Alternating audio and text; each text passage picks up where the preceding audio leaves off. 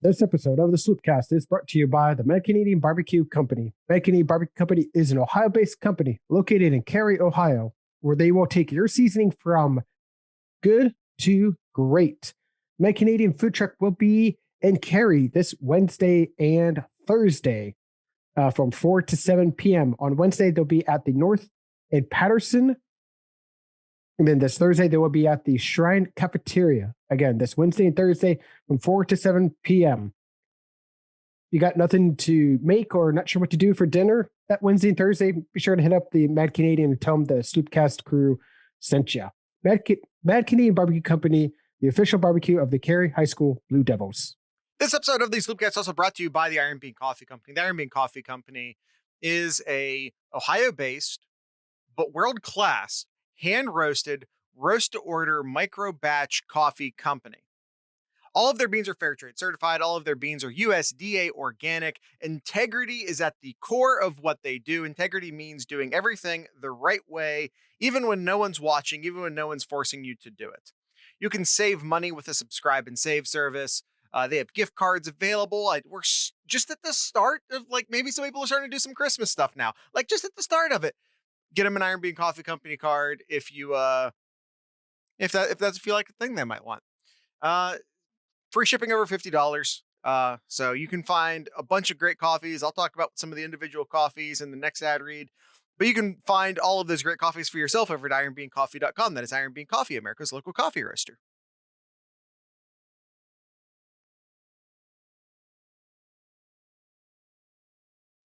YouTube and Discord and YouTube. If you don't know, if you're maybe new to the show, this is where our intro music plays for our audio only listeners. But YouTube's jerks about that. So what you gonna do? This is just where we have a little conversation with you guys instead. Yep, hope everyone's had a good weekend here. Hopefully things kind of calm down. Yeah. Just depends. All right. Well, you know what? And all those things it depends on, Kyle, are things we're going to talk about in the show. So let's just get at it. All right.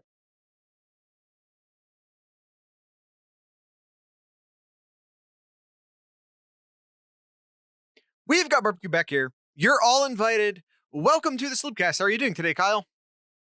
I'm okay over here, Jared, to be honest. How are you?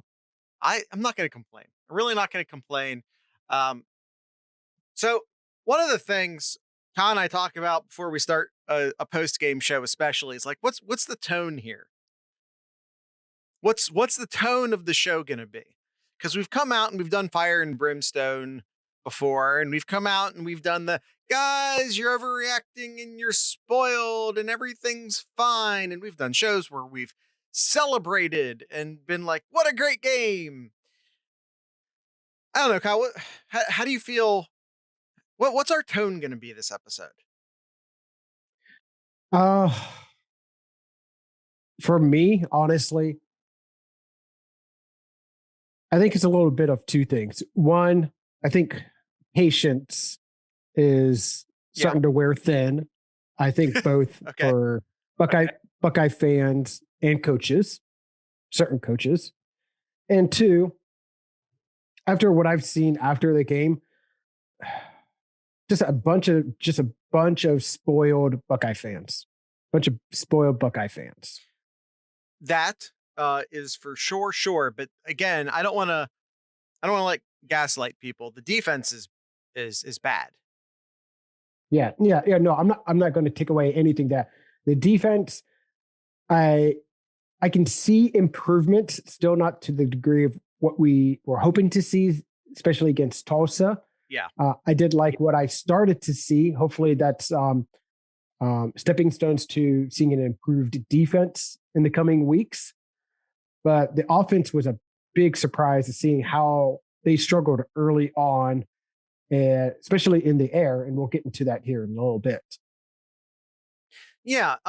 When it comes to the defense, I said on the Thursday episode, which is our Know Your Enemy episode, that if I predicted Tulsa would score 21 points.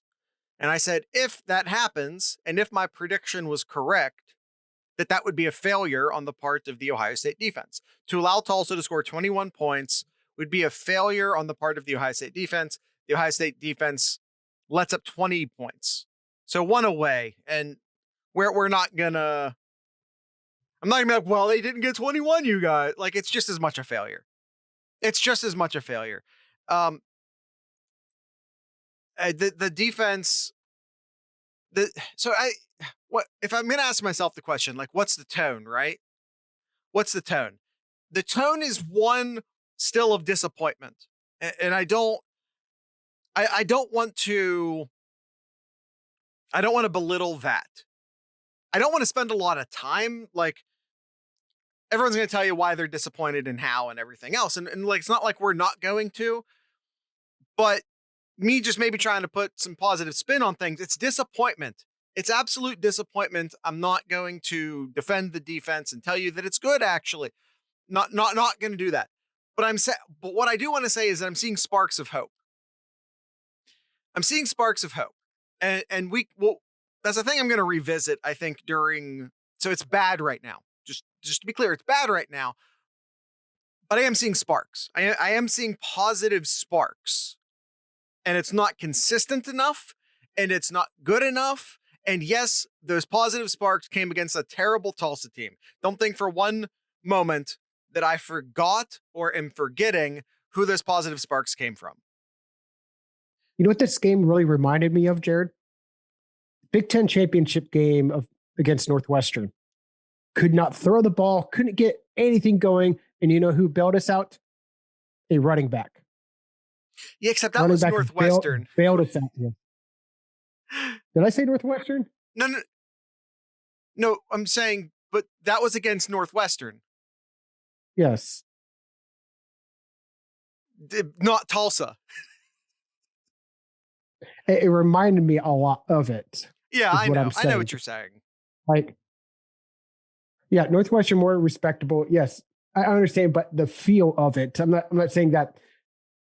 I'm not saying that this should diminish how bad overall the team played, but that's just how the game felt. Couldn't throw the ball, quarterback struggled, and the running back took over the game there. I mean, hats off to Henderson there. New freshman record there, over almost 300 yards, 278 yards, I think was the official number. Man, just we knew he was going to be great. And I didn't expect him to have this kind of game this early on. Yeah. I mean, the hype around him has been enormous, and never doubted for a moment that it was, but yeah, it's still nice to see, because we've had some hype around some other guys who haven't really panned out. So it is nice to see the hype to pan out so far. But it's nice to see the hype being absolutely real around him. So Kyle, this is our standard and grade episode. Standard and grade. So we've already touched on it. Running back. How are we gonna grade the running back position for this game? How could you give him anything less than an A? How dare you even suggest he doesn't get the plus? How dare you even suggest that that's not an A plus? A plus. Team rushed for almost 8 yards per carry there, rushing team total for 323 yards on the ground. Yeah. Okay. A plus there. Okay. In a smiley face sticker. Yeah. See, I'm good with an A and a smiley face. All right, quarterback. This will probably want to be one of the more divisive topics. The thing happened that I asked everyone really nicely. Already seeing the grades come into the chat. I asked everyone very, very nicely during the offseason to please don't pick a side for the quarterbacks who you've not ever seen play a football game. And there are people who wanted Stroud benched by the first quarter of the first game.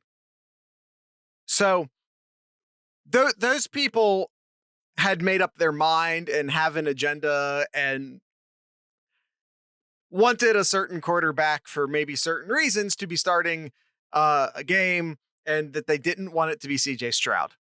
They really, really wanted it to be one of the other three guys, if you catch my drift. But CJ Stroud's the guy. CJ Stroud's the guy. And again, there are people who are just turning on him immediately. Now, that is not to say he had a good game against Tulsa, because he did not. He had a bad game against Tulsa. He had under 200 passing yards, 1 touchdown, 1 interception, and just did not seem like he was comfortable in the pocket there. When he got outside of the pocket, he seemed better. He actually seemed better when he was on the move, throwing it on the run. I thought he did a lot better there, outside of the pocket. Which to me is evidence that he's struggling mentally right now. And when I say mentally, I'm talking emotionally. I'm not talking like schematically. I'm not talking about playbook. I'm not talking about reading defenses. That's not what I'm talking about. I'm talking like emotionally, because when you watch, the passes he's missing are when the guys are open and he has a moment to think about it. The passes he's drilling on the money, like the high 4-star quarterback that he is either when the wide receiver's covered and he has to just let it rip, or when he, as Kyle said, he's out on a roll, he's rolling out and he can't think. He just has to twist his body, toss the ball, and go. So to me, that's further proof that what he's struggling with right now is mentally. And the Ohio State players have been getting a ton of crap from fans on social media. And if you're adding players on social media, go fuck yourself. I'll say it. Like, they're kids, leave them alone. Like, oh, they can't handle some criticism. Okay, everyone. Criticism, being an asshole. Telling someone they suck is not criticism. That's being an asshole. So I just want to state that for the record. The only criticism is constructive. It is constructive criticism. And that's what the coaches are paid for. Now, I'm not saying you have to like CJ Stroud. Again, he's looked not great. He didn't look great this game. He looked a lot better in the Oregon game than people give him credit for. I just want to state that. He's inconsistent right now. Hey, he's playing his third ever game. Shock. He's inconsistent. That being said, all of that being said, this was not a good game in particular. Kyle's already written C- into the show notes, and I'm going to go with it as well. But I'm not giving up on CJ Stroud is really what all that long-windedness was about. Was he had a bad game, but I don't think that's grounds or evidence that he should be benched. Yeah, no, absolutely. I thought he had a Gangland says average performance. I think below average. But yeah, it's from what we saw in the first 2 games, we know what he can do when he has his mind in the right place. Because I agree with Jared. I think that there's just something. Maybe he's just overthinking things instead of just reacting and just doing it there. So we'll see having this next game against Akron could be a good confidence boost. You get a little bit easier defense to go against here. So we'll see in this next game here. Wide receivers here.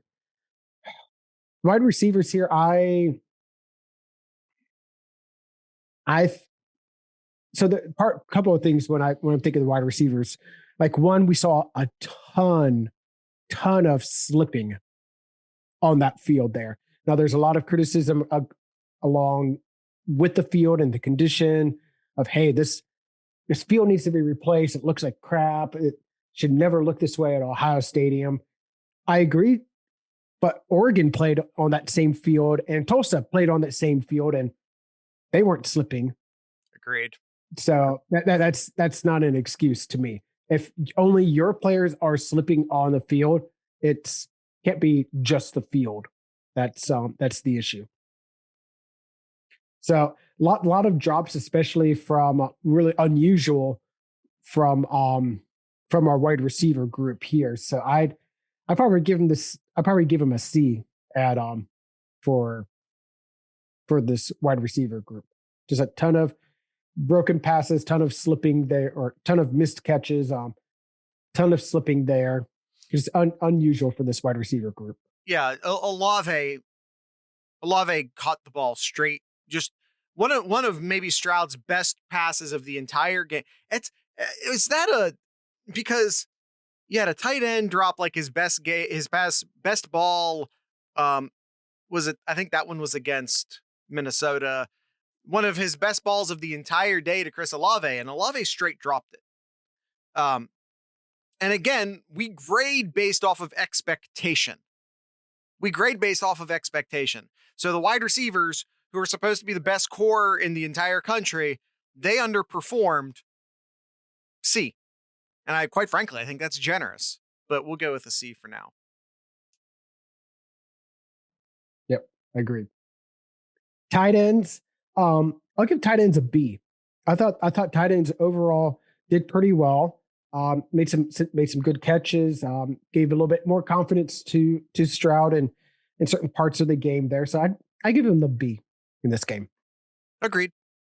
That's fine. Also, they played a part in the run blocking as well. That needs to be stated. The running back runs, you have a running back run for 277 yards. The tight end played a role in that. Mm-hmm. Offensive lineman here, Jared. I'd probably give offensive lineman I'm on the edge of B+ to A- there somewhere, just because they're the ones that's helping to block on the run, and your team runs for over 300 yards. And I think they let up one, maybe it's 2 sacks. I think it was 1 sack that they let up. I know CJ. I think it was 2. See, I know CJ Stroud had 2 quote unquote carries on the day, and I don't think either of them were for positive yards. Okay, so all right, so I'll give the offensive lineman a B+ then. It really hurt that Munford went down, but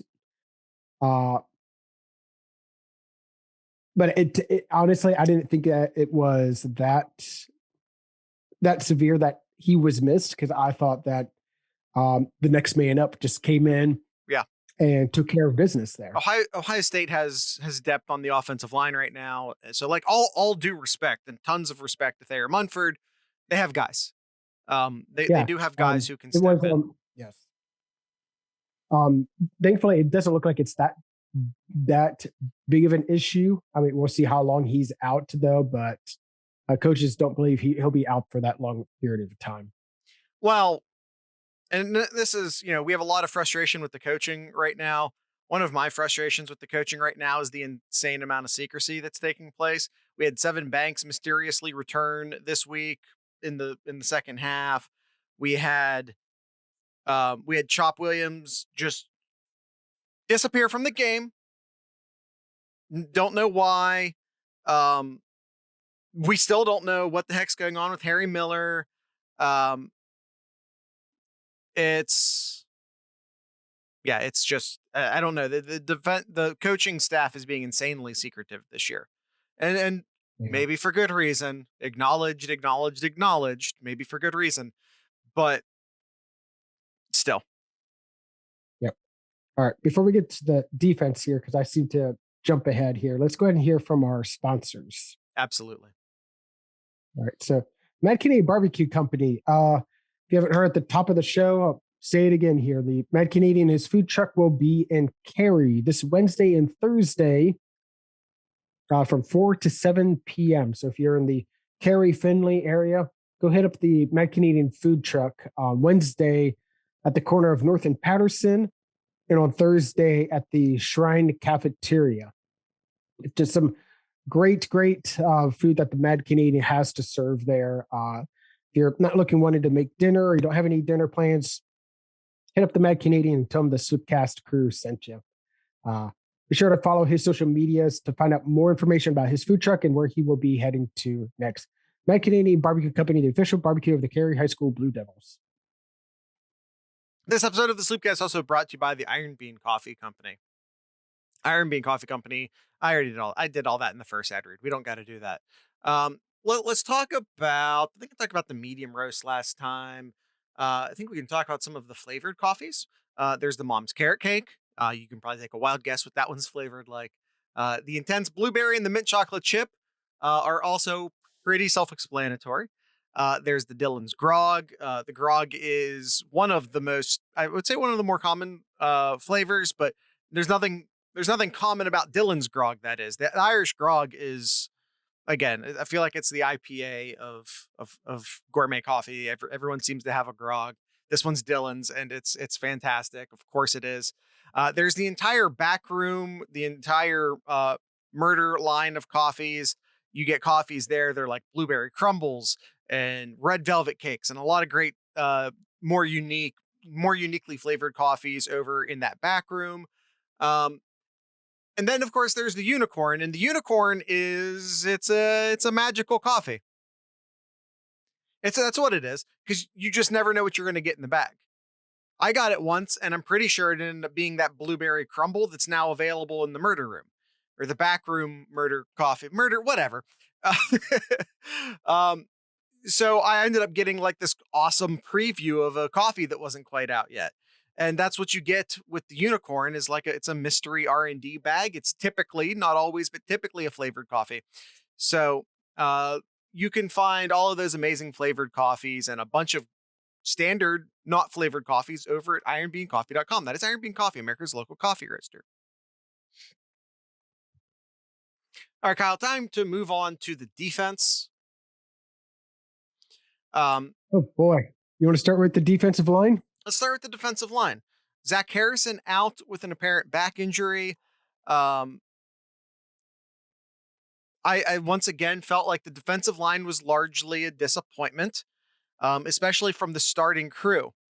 But I think I would be not doing justice if I didn't talk about the fact that, again, if we're starting to talk about sparks we're starting to see, especially on the, we talked about the spark we saw on the offensive side of the ball from Henderson. Now talk about some of the sparks we're starting to see from the defensive side of the ball. And of course, it's all coming from this amazing 2021 freshman class. And like, I know you're expecting me to say JT Tuimoloau.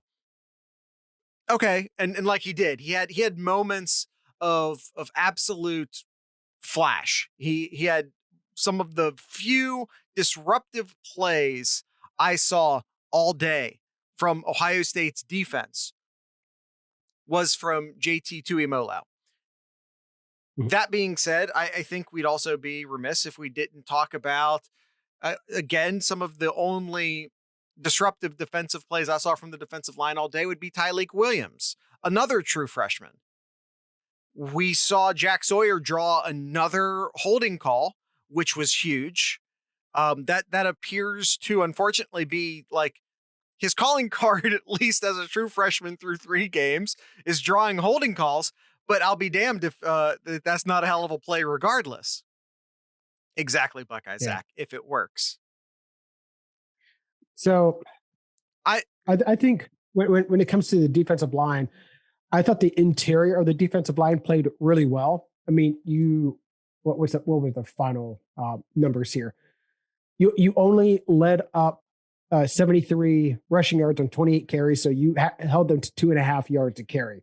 Solid. That's and good. By the way, those sorry to interrupt, but I just want to say that number is even inflated because Tulsa got a decent number of those yards in the fourth quarter when Ohio State was in straight up prevent mode and they ran a couple draw plays.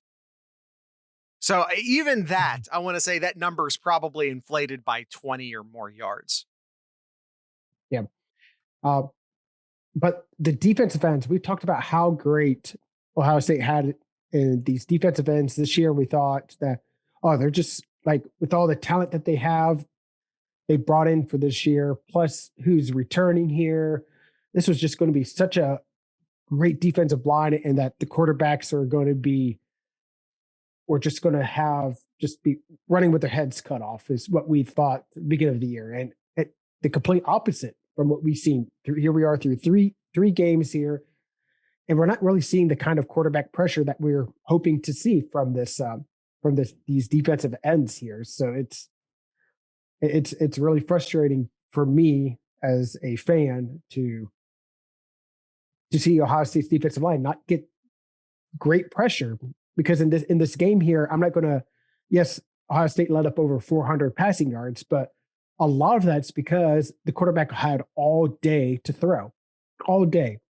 Yeah, and you can't expect the defensive backs and the safeties and the linebackers to cover their spot or their man if they're playing man to man for 5 seconds, 7 seconds, whatever the case may be. Yeah, exactly. What gangland, great coverage, but if you can't get to the quarterback, make them uncomfortable, it gives them more time to view the field and to make a better pass there. It all starts from the defensive line. If you're not getting any pressure from the defensive line, it doesn't matter how good of a secondary or linebackers you have. Receivers are going to get open. You gotta get pressure on that defensive line. And if you're not getting here, I'd give the defensive line a D-. I'd give him a D- in this game. I kind of want to bump that up to maybe a D+, noting that plus is coming because of Tuimoloau, Sawyer, Tyleik Williams. It's not for the starters.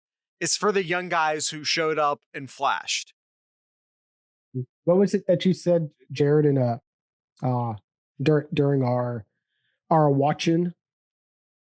Our social talking screen about. Yes. Oh, I would be perfectly. I know what you're talking about. I said this in our Discord. I think said it on Twitter at some point. I'd be perfectly happy if the Ohio State starting line, the starting defensive line, was Haskell Garrett, and 3 freshmen. Mm-hmm. I would be perfectly happy if it was Sawyer, JTT, Tyleik Williams, and Haskell Garrett as the starting defensive line. Mm-hmm. Yep. All right. Got to move on here. Linebackers, I thought was okay. Yeah. I don't think it was anything special. I thought they did their job. Plugged in the holes when they needed to on run stops. Okay in coverage. So okay gives me like a, I don't know, C+.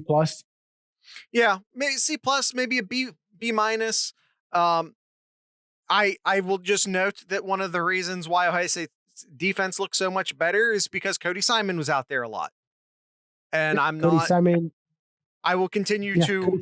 Cody Simon made his first career start in replace of Mitchell there. So, yeah, I agree. Yeah. Defensive backs. So let's start with the corners. And also, I'm just once again need to acknowledge that it's Tulsa. Yes. Defensive backs. So with the corners, I thought they did okay. There were some breakdowns, and just mentioned that about 2 minutes ago here. So I'd probably give the defensive backs a C in this one. Why are we grouping together the defensive backs? Because I thought the safeties played meh at best, but I thought the corners played great. When most of the passes that were being given up in the middle of the field. Again, you have to acknowledge that there was no pass rush. I don't think the passes were getting completed against the corners nearly as much. We saw Burke make some amazing plays. We saw Cam Brown blanket his guy. Martinez gets a pick six, takes it into the end zone. I thought the corners played great. I think the reason why you see 400 passing yards given up was mostly due to the middle of the field, not the corner's fault. The middle of the field being open, which is part the linebacker's fault, but also part the defensive line's fault because Ohio State had to blitz their linebackers so much to make up for the fact that the defensive line wasn't getting any pressure. I don't think it's the corners' faults. I think the corners are playing really well. The middle of the field, the linebackers and the safeties, I think and the fact that the quarterback is clean the entire game is where the passing defense is falling apart. So what grade would you give them? A B then? The corners, specifically the Mhm. corners, I give Yes. them an A. I thought they played incredibly well. Hmm, okay. I Now I'd the lo- I thought the now safeties not so much. all right, with the safeties, what would you grade the safeties in this game here? Um, a not great. I don't know. What do you got? What does the chat say? Is it a I see I'm having they didn't play a good game, but at the same time, I didn't expect them to have the good game. So if we're grading based off of expectation, it's probably a C. Maybe a C minus. Again, with Proctor being out, my expectations were pretty low. So, like I said, if we're grading based off of expectation, it's a C. But they probably played worse than that, if I'm being honest. All right. I can go with the C. I can go with the C. All right. Special teams. I thought they were fine. No issues. Give them. They made every field goal, and what they punted once. I think it was. I think they only punted once. Um, Is that true? I'm just looking. No, 3 times. They punted three Yeah, I was times. about to say. Mirko, I thought was fine there. The return was fine. Yeah, I'd give him. I'd give him a like an A minus for special teams. No real issues for I me. like the kickoff returns this game. Ohio State got to return some kickoffs, and I thought they looked good in the process. Yeah, averaged about 21 yards per return. Mm-hmm. Yeah, no All no right, complaints on special teams. and now coaching, Jared. Coaching. This one's complicated. During the Thursday episode, I talked about like I can draw two separate narratives for you. One is like the coaching staff is completely worried about the coaching staff and not about Tulsa, and that they're not very well prepared for Tulsa specifically. And I think that's what we saw. I think you saw a lot of Ohio State trying to work out their own issues as opposed to beating Tulsa, which I think is why they were trying to maybe fit a bit of a square peg into a round hole with the offense in the first half.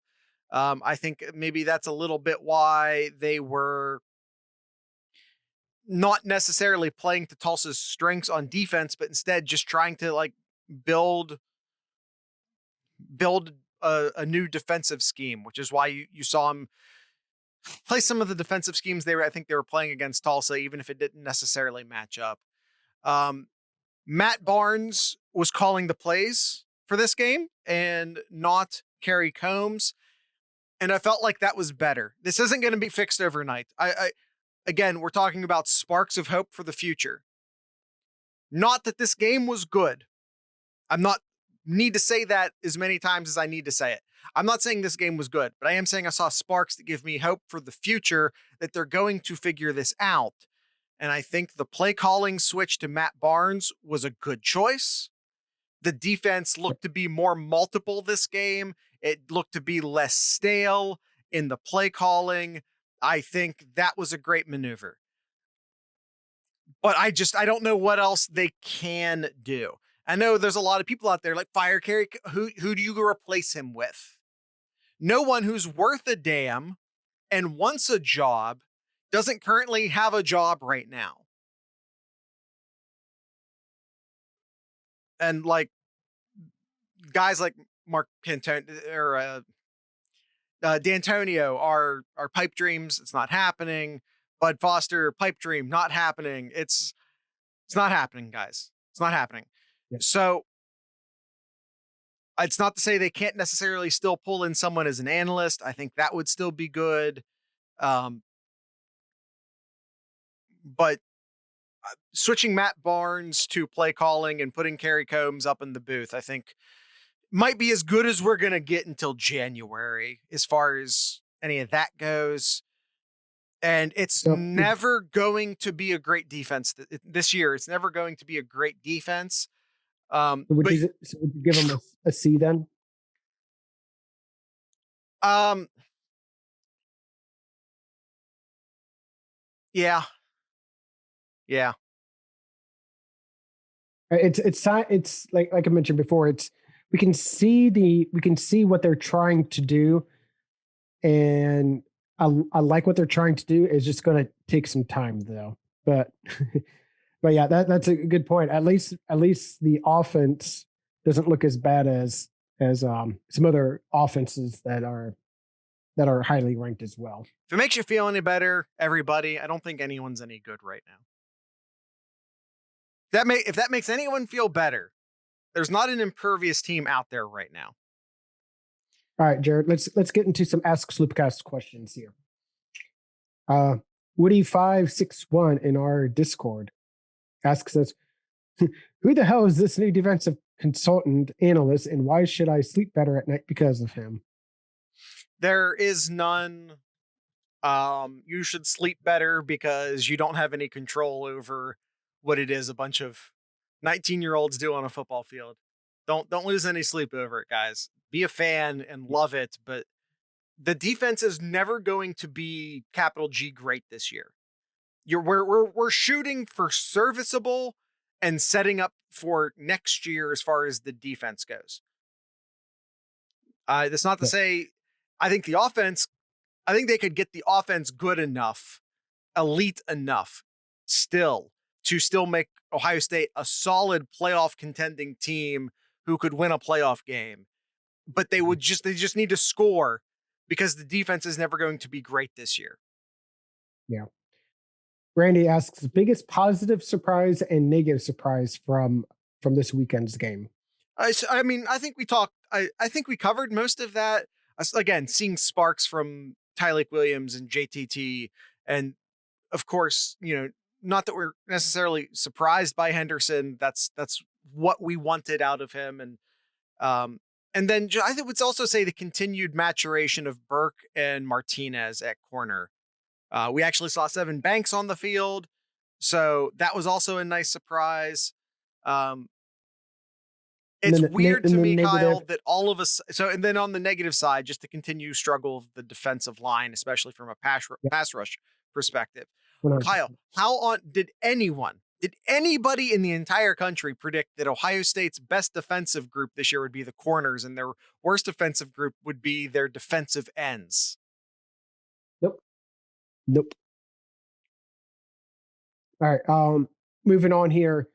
If Burke had it controlled and come away with that overturned interception with the ball, and instead stripped the ball and sent it rolling down the field, would the play still have been called a Tulsa catch?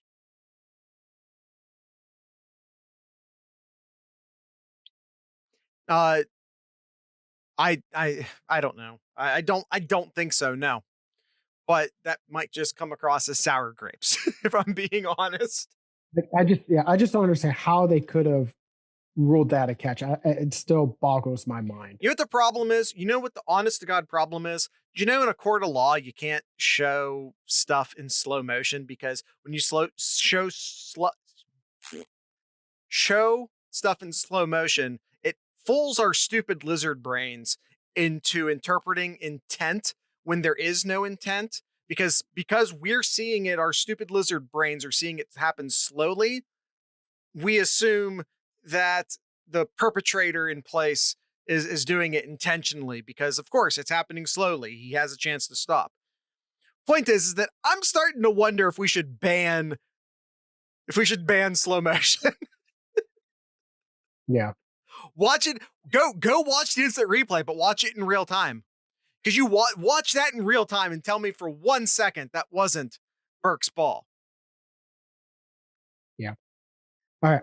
Buckeye Zach asked, the defense seemed to have figured it all out for Tulsa, but the offense downgraded quite a bit. Could you say that this could be due to Oregon wear and tear, that the focus has predominantly defense for the past week, or that the players and coaches have no sense of urgency or care? Well, not Coach Day did come out and say that was his focus this last week was on the defense. Yeah. So maybe a little bit on that offense, why the offense didn't look all that good at the start of the game, but man, I don't know if people really realize, but this was the most points Ohio State scored in the first half all year. Yeah. It's there's a lot of turmoil taking place at the Woody Hayes right now, and they're going to have to work through it. Yep. Kabuto asks, Jack Believe Sawyer me, it's not due to a had lack of care on anyone's in anyone's position. Absolutely not that. Jack Sawyer's low key had a strong game, in my opinion, forcing holding calls instead of sacks. Should he and JT Tuimau start at defensive end going forward? I mean, I don't know. I don't know. Yes, I think so. I don't think it'll happen, but just because they don't necessarily start doesn't mean they can't get heavier rotation. Yes. Yep. All right. And the last question here, Illinois Buckeye 202 in our Discord. Are we concerned yet that Teton's offense versus Buckeye's defense? I'm not right now, just because Teton's offense, away. it's all running right now. Well, they just have they're able to run the ball, and they still can't figure out their passing yet. So I'm not worried yet. Yeah, it's 2 months away. I'm gonna say no because it's 2 months away. All right. There's another question here, but we're way over in time here. I really would like to answer this question, and Duncan asked a couple of questions or things that he noticed at the game that he was at, mainly around attendance at Ohio Stadium. Yeah, not that good. Ohio Stadium was at just under 75%, so just under 3/4 full, which I never thought I would see the day that Ohio Stadium would have had less than 80,000 in those seats there. I was completely shocked to see that. Yeah, we've had better spring games. Yeah. I mean, all right, that's it. All right, that's it, Jared. That's all the questions we have.